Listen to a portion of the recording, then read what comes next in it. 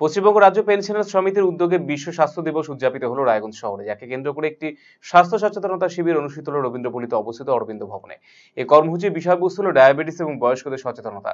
কর্মসূচির মুখ্য আলোচক ছিলেন ডাক্তার কেডি লাহিড়ী। সংগঠনের জেলা সম্পাদক প্রদীপ ধর জানিয়েছেন, প্রতি বছর 7 এপ্রিল দিনটি পালিত হয়। এবারে নির্বাচন উপলক্ষে বিভিন্ন কার্যক্রম থাকায় 30 তারিখে পালন করা হলো এই সংগঠনের উদ্যোগে।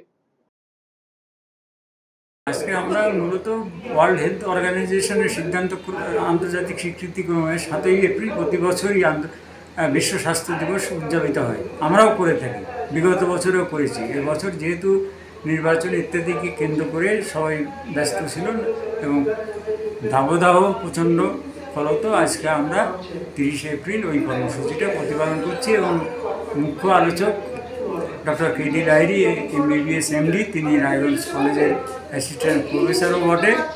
এবং আজকের সাবজেক্ট আমরা নির্ধারণ করেছি ডায়াবেটিস ও প্রবীণ মানুষের সচেতনতা।